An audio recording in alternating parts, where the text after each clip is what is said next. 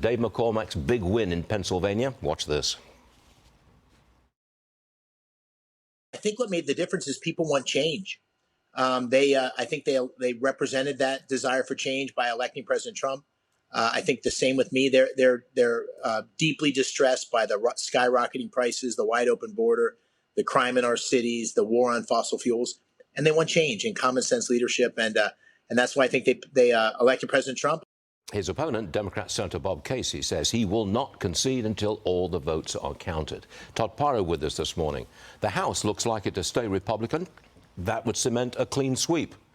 Very powerful position for Trump and the Republicans. There's no excuse now. If you have the House, the Senate, and the presidency, it's time to enact the agenda. And that needs to start yesterday because, let's remember, I hate to say this following the week we've had, but the midterms are only 2 years away. and so you have to remember, in all likelihood, the party in power loses in the midterms. So you have these 2 years to take care of business. It's incumbent upon Republicans to get started immediately. That's why Susan Wiles being put in as chief of staff yesterday, to my point, is a great start. He needs to lay the groundwork now, hit it running now. Don't mess around. He's got the power. Use it. All right. Thanks, Todd. Stay there, please, with me for the hour. Donald Trump's administration is beginning to take shape. This is what Todd referred to here.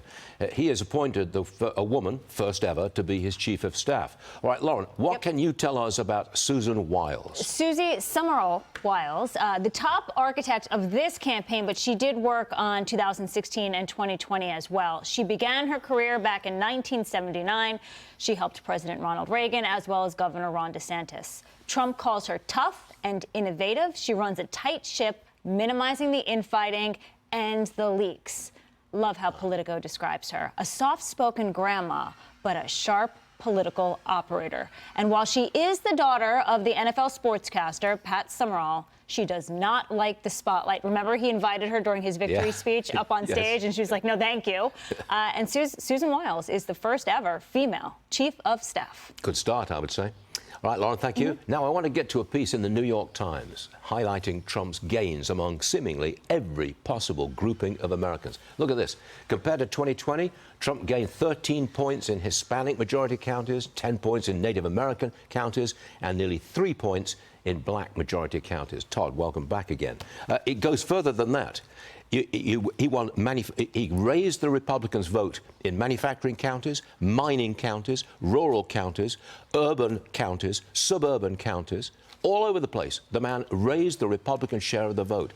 Unprecedented, extraordinary. So you're asking for what's the why? The why is simple, and we've been saying the why for 4 years on this show. Every single one of the groups listed there is impacted by the following two things: inflation, i.e. the economy, and two, the border crisis, because every community in America is now a border state.